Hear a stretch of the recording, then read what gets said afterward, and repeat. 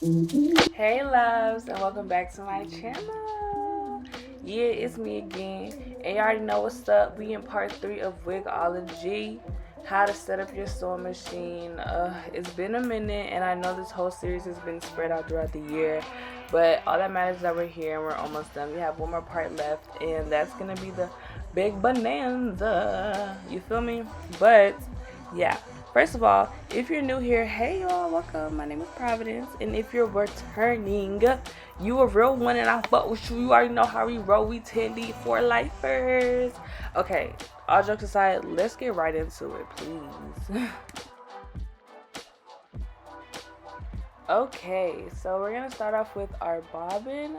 That is where the bobbin is housed. I'm gonna later show you guys an actual bobbin, but the bobbin thread creates the understitch. Of course, you would have the overstitch, which is just a spool of thread that you thread through the top of the sewing machine. What I'm showing you now is a plastic bobbin. You obviously thread that whenever you run out, but I do show you how to do that later. I got this spool of thread from Amazon. It came in a pack of 4 and it wasn't too expensive. It was an amazing buy, like an amazing buy. I still have like 2 more, and I've been through 2, I think, spools, and I've had it for about like 2 years. And mind you, I literally make wigs for a living. So what does that tell you? I think you should go buy. So threading your machine is actually hella easy. I will just put also another disclaimer out there that this is a very old sewing machine.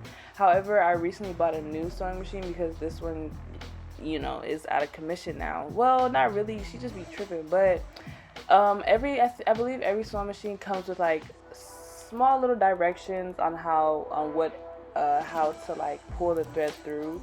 So it has a 1. You see where it has that 1. Obviously you have to hook it, not obviously because it might not be obvious, but you pull the thread through the little hook thingy right there that I kept pulling in and out of, and then you bring it down. You see that arrow that says 1, and then there's a little U-turn arrow at the bottom that says 2. So you bring it back up. 3, you hook it through the hook, the needle hook. That hook right there moves as your needle moves, and then you pull it all the way down.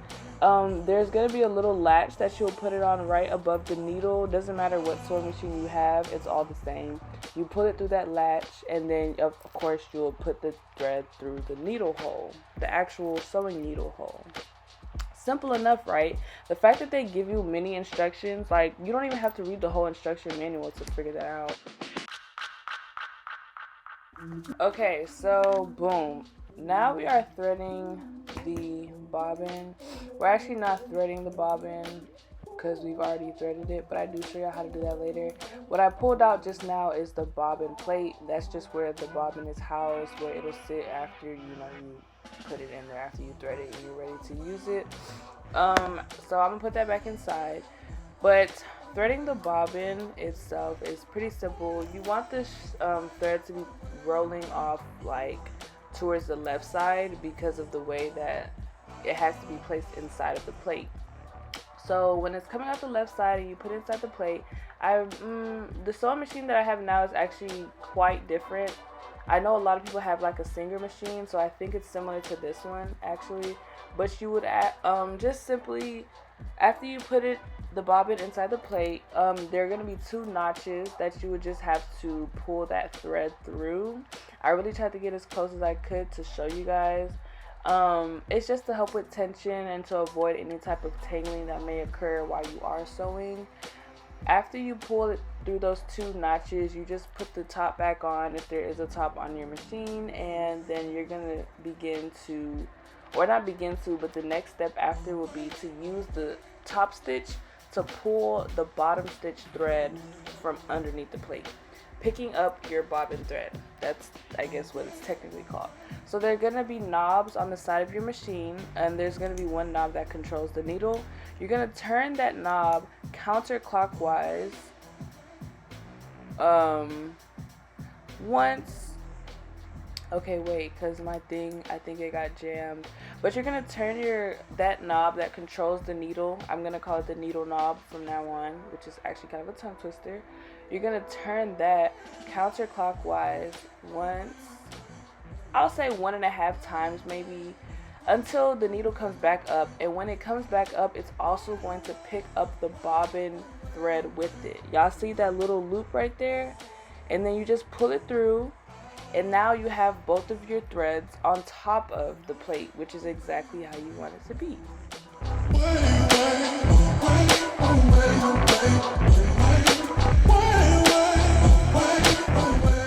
So re-threading your bobbin is also something that's super easy as well. You get your bobbin. All sewing machines come with a similar setup when it comes to threading the bobbin. You'll need your spool of thread, and that little silver thing that I just put the thread around is called like a tension holder. So it keeps the thread, running in a straight line so there are no knots or tangles or whatever. There are several holes in a bobbin when you are threading the bobbin, however, or some of them aren't real holes, but I think there are 2 or 3 of them that are. You only put the thread through the top hole. I mean, you literally see what I'm doing, because I may not have the words to describe it, but I literally have the visuals. So you put the thread through the top hole, only the top hole in the bobbin. On the bobbin. And then you hold that top part, and once you get that, once you hold that top part, I was like, what are you about to do, Prov? Because, yeah. So you push, once you move it to the side, you obviously saw how I just, flipped it. That just locks it in place, so that means it's ready to go.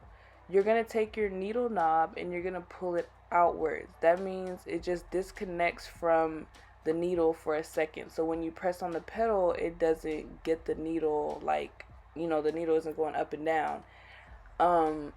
So you put it through the hole, put the bobbin on the little silver thingy, move it to the right side, pull out the needle knob, and you can literally just press the pedal and you'll be good to start threading your bobbin.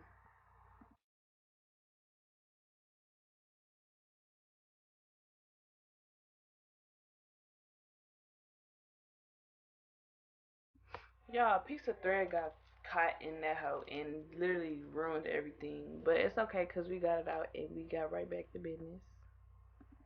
What are the odds? The devil is such a liar.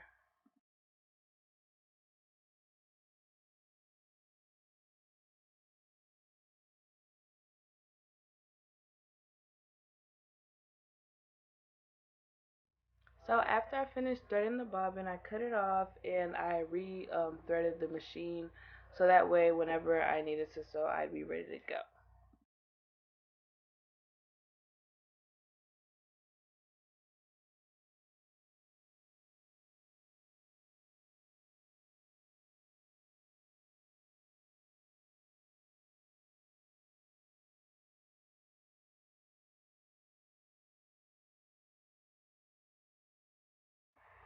So stitch settings is something that I actually got a lot of questions about in the comments that I couldn't reply to, and I'm so sorry about that, you guys. But for my width, I have it in between 2 and 3. For my length, I have it a little past 3, so I'd probably say like 3.2.